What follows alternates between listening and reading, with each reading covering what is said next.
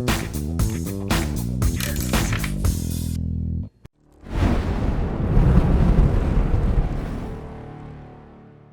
everyone, CorrectJeans here for Lockpickers United, and today we're going to be picking the Zeiss Ikon WSW W10. If you want more information about how this lock works, please check out our Teardown Tuesday for this. I go into a good amount of detail on what's going on inside. For now though, I'm not going to belabor it. Let's go ahead and get this clamped up and get it picked. Alright, here we go. You can see we have finger pins on both the left and right. So this is the 7 finger pin version. But almost universally, this lock binds the top pins first, although there are always exceptions. This just doesn't happen to be one of them. So we're going to start there. A nice click out of 4. I think we dropped immediately into a false set. Counter rotation off of 2. Clicked off 4 again. 1 is loose, 2 is loose, 3 is loose. 4 is loose, click out of 5. 1 is binding. Pushing my tensioner down. Click out of 1. Everything felt loose up until 5, which is hanging low. And 6, which is binding. Tensioner's in the way.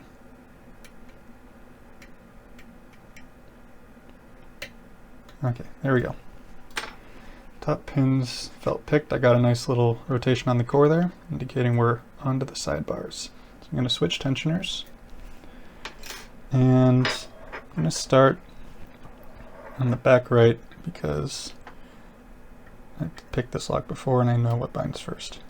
And it's all the way back here, and it is obnoxious to get to later if you don't pick it first. So we're going to do that. This is the second pin on the right side. That's the side that only has 2 pins. Right, got a nice click, he's still binding.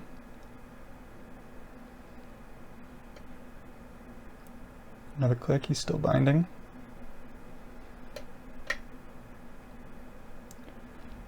Another click, nice little rotation, but he's still binding.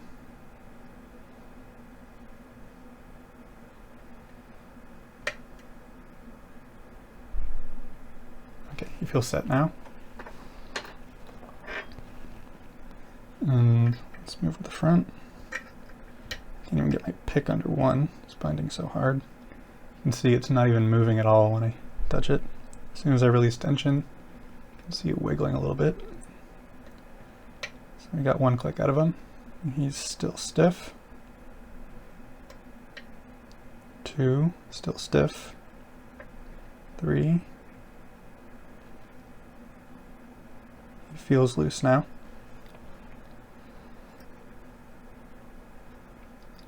You can kind of see the end of pin 1 on the right is also sort of stiff until I release tension. He's still stiff.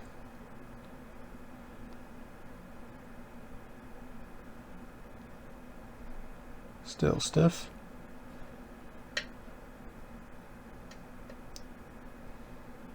That was 3 clicks, I believe. 4, still stiff.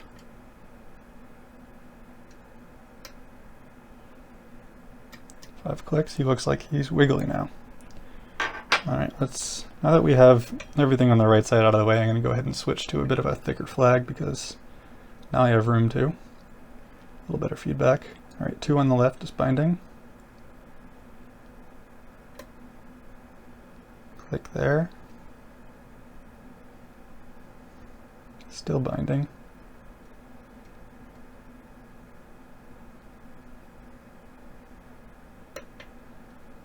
Alright, he's loose now. 3 is binding. Click on 3, nice little rotation. He is loose now. 4 is binding.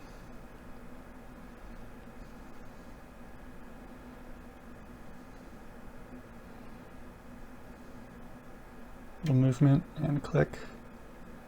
He's still binding.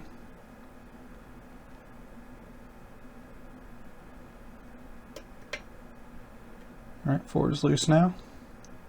Should only be 1 left, assuming we haven't dropped anything. 5 is binding. All right, there we go.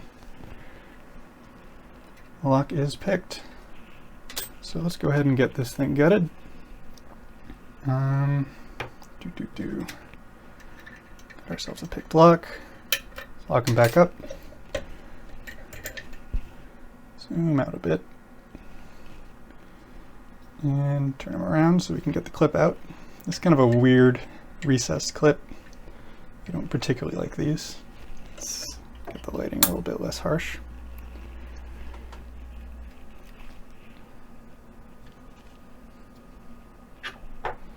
So the best way I've found to get these clips off is to find a nice rotation, like around here-ish. And you can see there's a little gap where the sidebar is. Sort of angle it so that you miss and make a fool of yourself. And then you sort of angle it so that your hand is blocking it, and so I guess you guys can't see. Let me do that. There we go.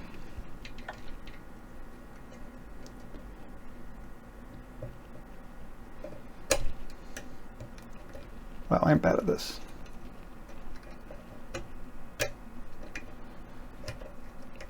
This worked so well the first time. There we go. All right. Sort of hooked them out of the sidebar slot there. And then you can just sort of pop the rest of it out like so.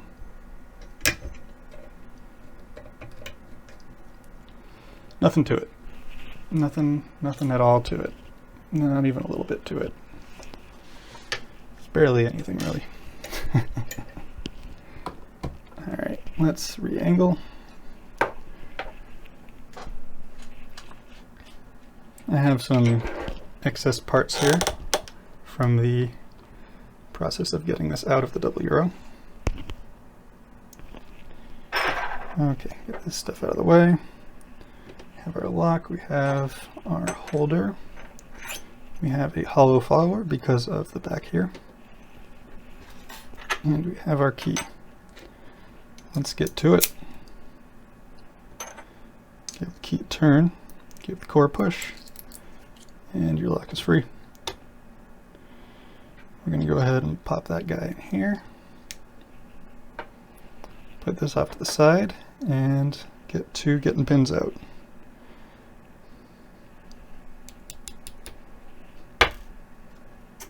I'm just going to do this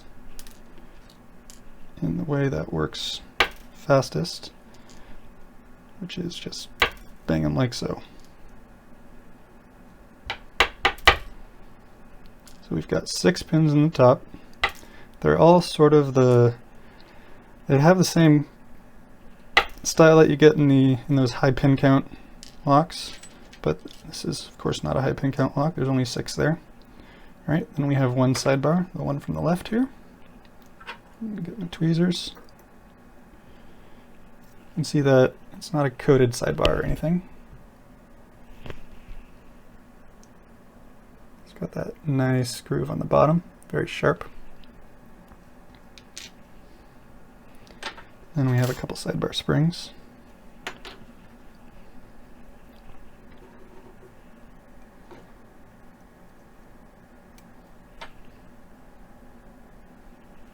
That I don't want to lose.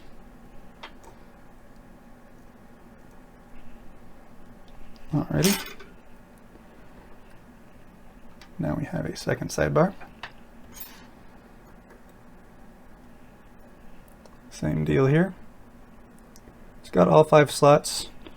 This is, you know, again, that really weird thing about WSW is that it's set up to have 10 pins. It even has all the cuts on the key, but it's only ever got 5 or 7.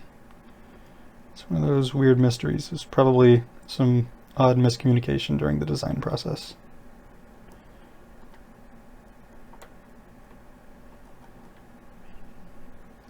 Here we go.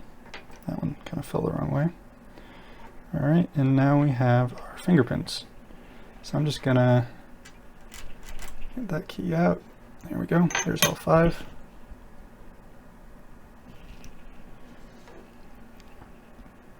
So we have 5 on the right, and you can see that there are a ton of false gates on here, and these are extremely effective false gates, and then you got that one true gate.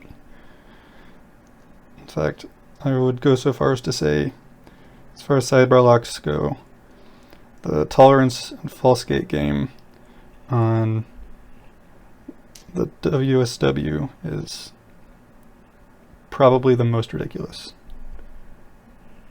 Yeah, sorry, that wasn't very focused. I'm just going to get these out.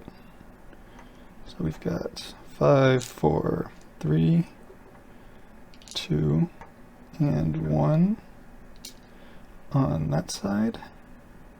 And then we have 5 and 1 on that side. Here we go.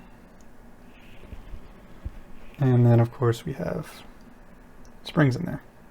I'm not going to drop them all out because you guys know how springs work at this point. I would hope so, at least.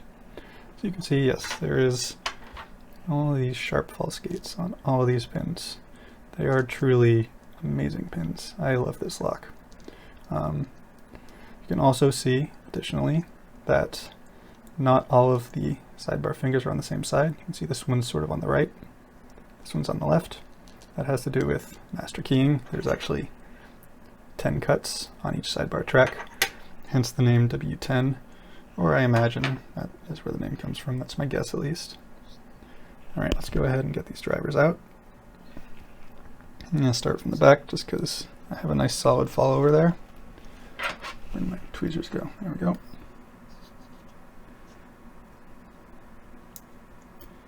Alright, we've got 6 standard.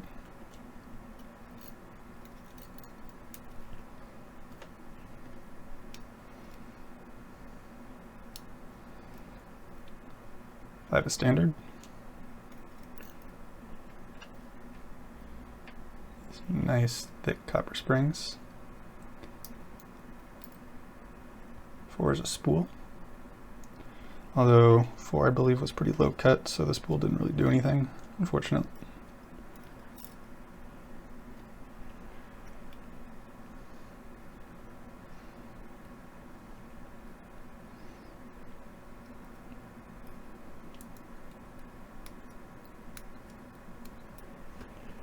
Three is stuck. Give me a sec. There we go. Not sure what the deal with that was. 3 is a spool.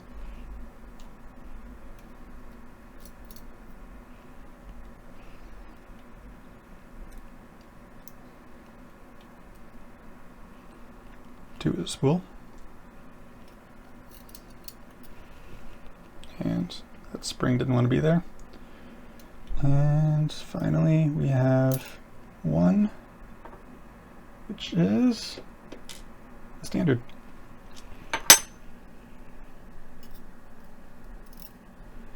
And that last spring. Alrighty. Let's pose with the key up there. We have our sidebars on the side. We have our sidebar fingers. We have a little bit, well, it's way too much light. So there it all is. We have our 6 key pins, 6 drivers, and then we have our 7 sliders, or finger pins. You know, they don't rotate, so they're technically sliders, but they have fingers on the end, so they're technically finger pins, and you know, I don't even know anymore. It's one of the weirdest designations that there is, to be honest. It's not very consistent. In any case, hope you enjoyed. That's all for the WSW W10, and as always, have a good one.